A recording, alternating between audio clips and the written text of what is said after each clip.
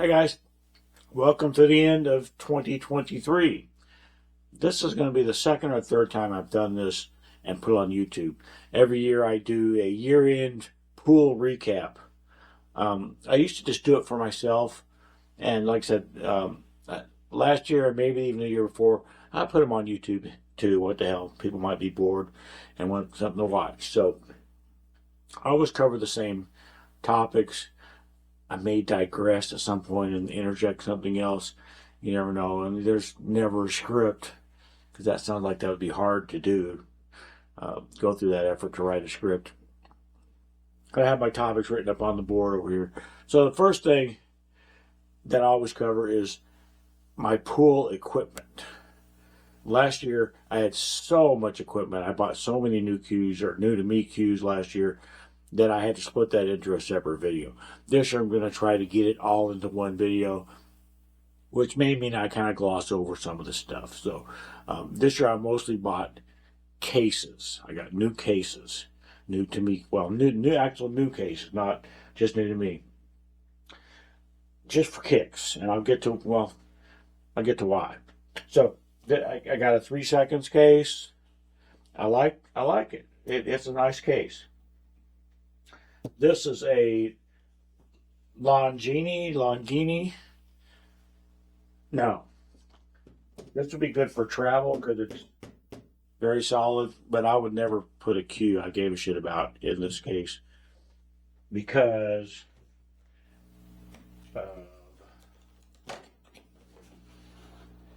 well, you can ignore all this padding, but because the cues are just there. The shafts here, the butts out here, they're just exposed.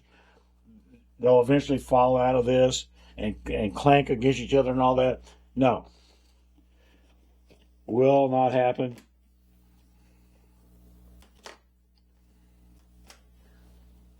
I bought this Predator Urbane case because I saw a video, like a what's in the case video on YouTube. And I looked at it and said, well, that's pretty nice. It's not as obnoxious of a Predator logo as I'm used to seeing. But then I got the thing, and look at that bullshit. So no, it was never in consideration to be a case of mine anyway. I had my Ishorge case as my main case, and for now that's going to stay that way. This was never in consideration to be that. That definitely seals the deal on that. And also about this Acme Alpine case, which is very similar to a JB case I bought last year. One is probably a knockoff of the other, but it doesn't matter. So the reason I bought these cases, besides, I don't know, a part of me is like, well, I got to buy something, and it's cheaper to buy a case than to buy yet another cue, I guess.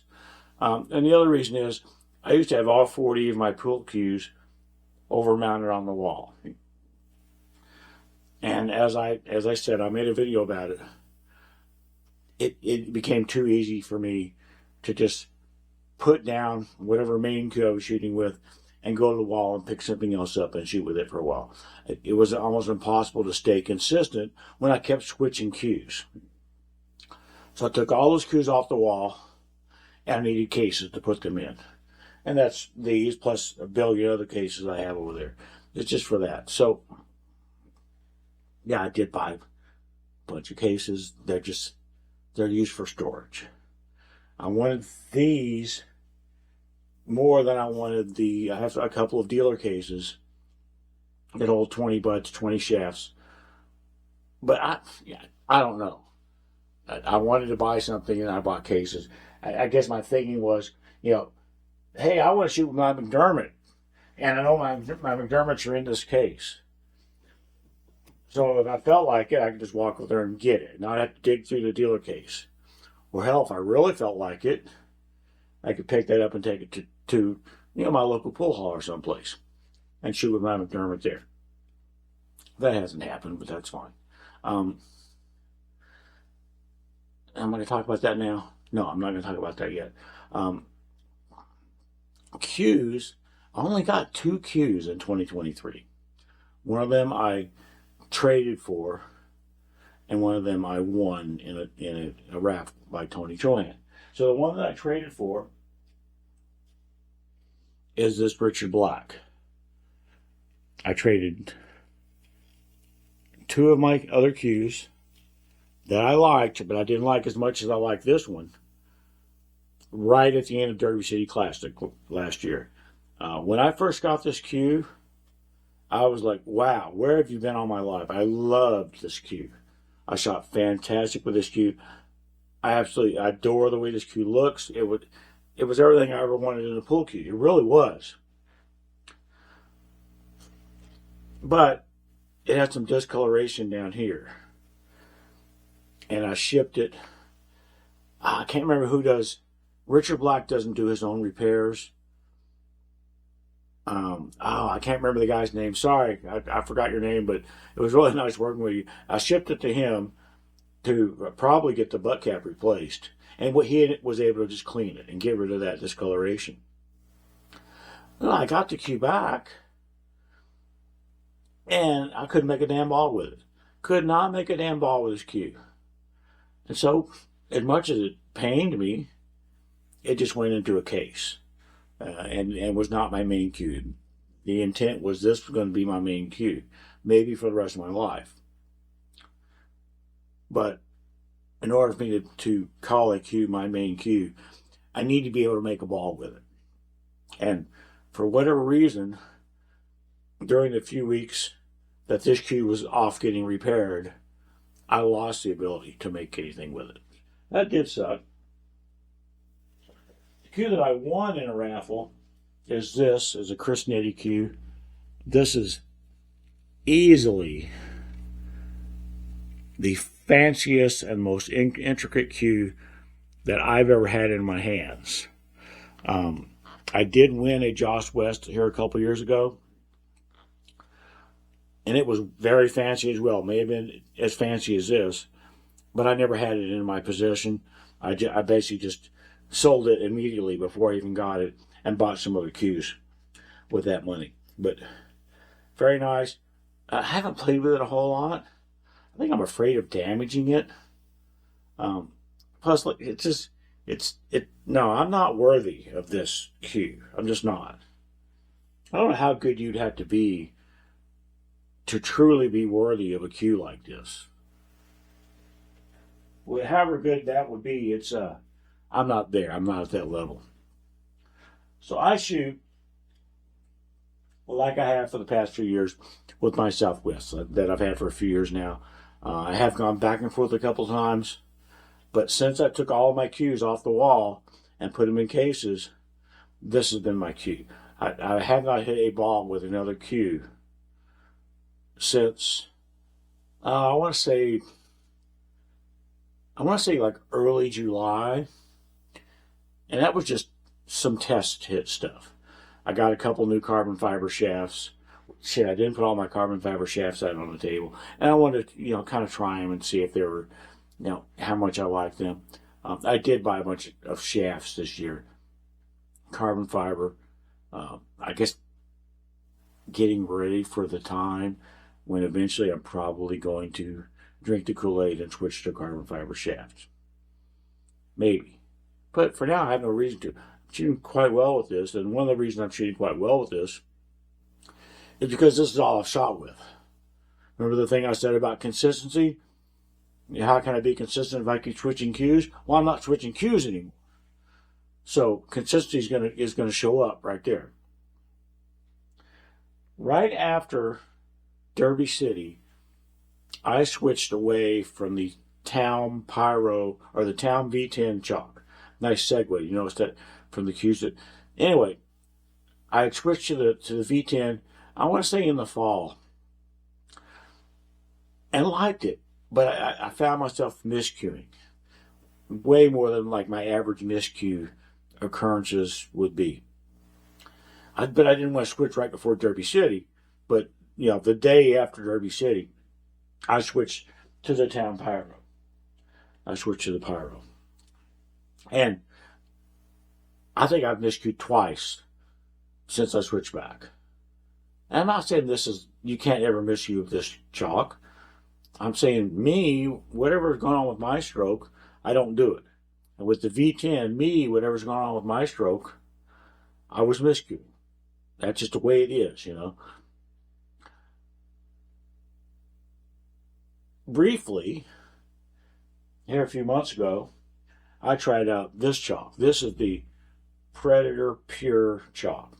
And I like this medium chalk. But Predator so far has not come out with any way still to buy this chalk. You have to buy the 3-pack, soft, medium, and hard. And the more I've thought about it, the more I'm like, no, that salesmanship technique is bullshit. So, not using this anymore. I just picked up the Pyro again. I like the Pyro quite a bit. I feel like I shot a little bit better with the Predator Pure chalk because it behaved a little bit more like Triangle or Master that I was more used to. But that was really the only difference. And by that point, I was pretty used to this Pyro. Anyway, so that's that. Oh, am I getting there yet? Yeah, I guess I am. So that's the equipment. There hasn't been a whole lot of equipment changes. And we start talking about physical stuff, my physical style, my physical well-being, whatever. Last year I talked about how I had done something to my thumb, to this thumb. And I was kind of blaming the Tascarella, or this thumb, sorry, this thumb. One of my thumbs. This thumb. And I'm like, is it because of the thickness of the cue or something's going on? No. It's because of the chalking technique. About the same time I switched to that Tascarella, I also switched to the V10 chalk. And the chalking technique was different. Whereas in the past, with the Master and the Triangle, I might just be going like this. But with the new chalk, the more expensive chalk, I was holding it and putting chalk on like this. And guess which part of my thumb I hurt? Is that right there. Just for that constant pressure that I wasn't used to of holding the cue while I put chalk on. That's all it was. That's all it was. And it's not a problem anymore. It just took a little while, I guess, for calluses to build up or whatever the hell was going on with that. I'm kind of glad that mystery is solved. Another thing that happened to me physically was about the first week of February last year, I did something to my left ankle. And I'm not even exaggerating. I could not walk for 2 weeks. I would literally get out of bed and scoot on my ass to the bathroom. I could not walk for 2 weeks. A sprain, whatever. The MRI people, they didn't have me booked until late April. So I just dealt with it. I just dealt with it. It was one of those things that got better as the day would go on. When I would lay down and go to bed and then get back up, it was as much pain as I've ever been in my life. And I've been in some pain, but that was as much as I've ever been in my life. Luckily, that cleared up, like a lot of things cleared up. I think that's probably it as far as, ailments, injuries, type of things for me in 2023. I've been fairly healthy this past year. Physical style. I'm always switching physical styles. Always. And probably will always do it. Because it's fun for me. I know some people probably watch my videos and go, man, Dave, you keep switching. You're never going to be a good player. And you know what? I know I'm never going to be, a top player. But it is fun for me to switch stuff and try some new thing and see if it works. And usually, I think I mentioned last year, usually when I switch to some new style or even just add some new physical elements, shorter bridge or whatever, usually it does work. And I do shoot really well for a day or two.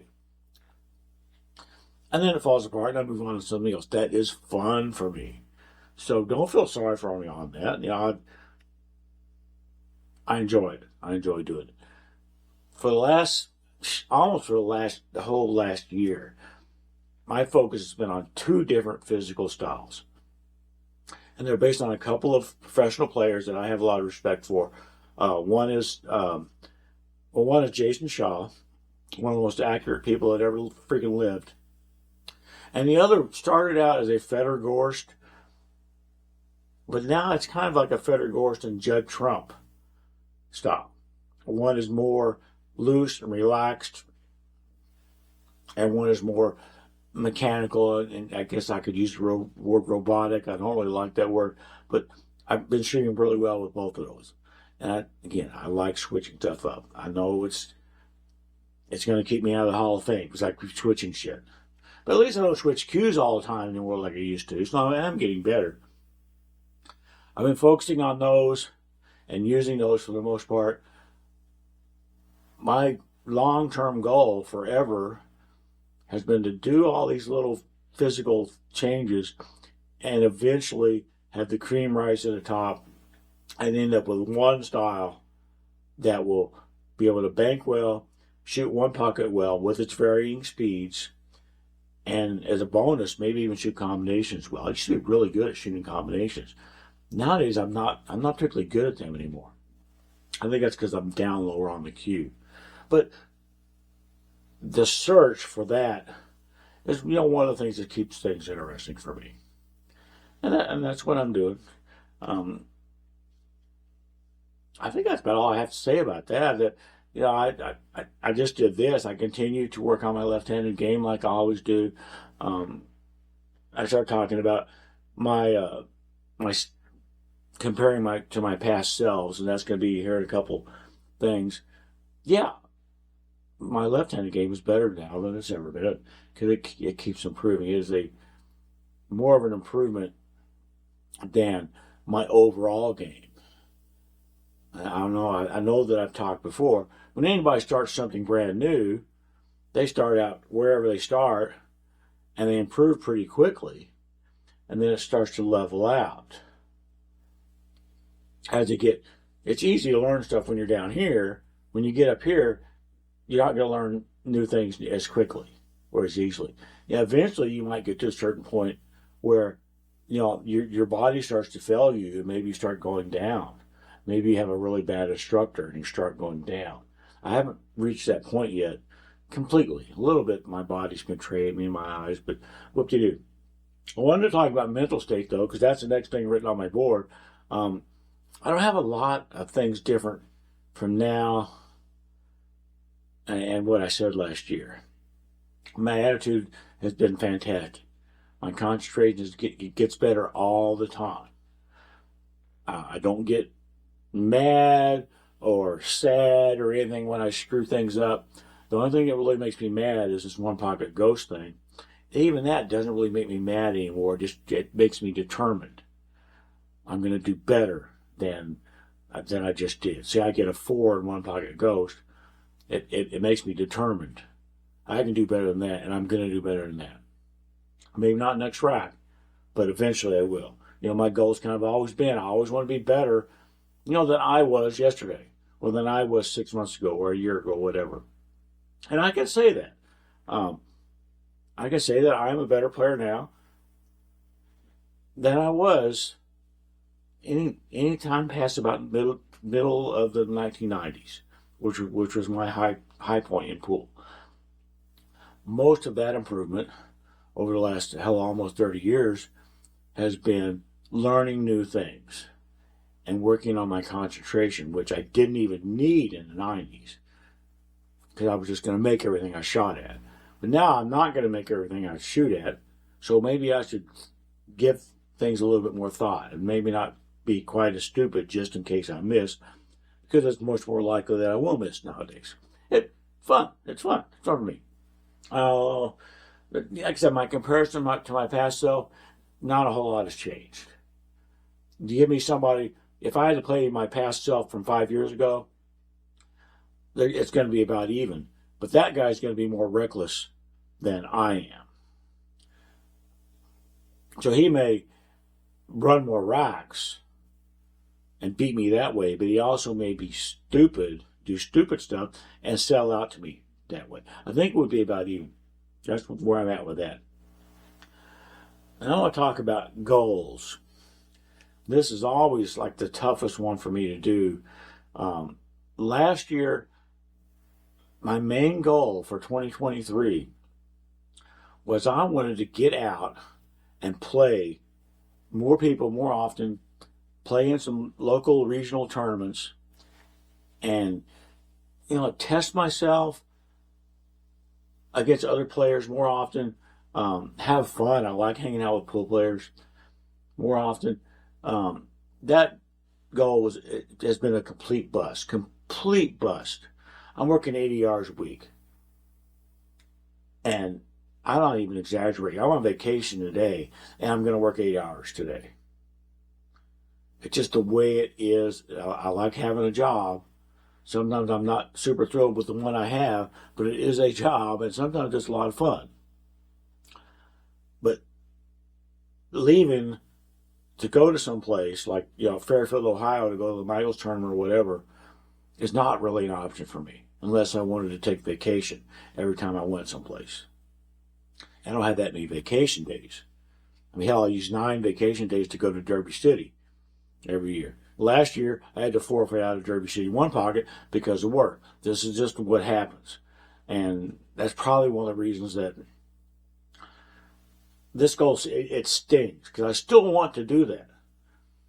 I still want to get out there and play people. I played a guy Saturday, and that was the first human being that I played pool against since about the first part of November. And I went from, I bet, early August to the first part of November without playing another human being because of work stuff. Not a whole lot that I can do about it until I retire or win the lottery or whatever. So if I want to look at my goals for 2024, my goals are they're that. I love to be able to do that. I don't see that happening. So my standby goals, my goals that are always there, is just try to do continuous improvement in all aspects of my shooting. I still feel like mostly my weak point is between my ears. Obviously, I could always get better at making some shots and things like that. Get a better draw stroke, which I've been working on. But it's mostly strategy stuff and concentration stuff, things like that. And I feel like I've been doing a very good job the last several years of constant improvement on that stuff. It's not necessarily fast improvement, but it is improvement. It's not going downhill. And I guess except the times when I couldn't walk for 2 weeks, guess what? I didn't shoot pool.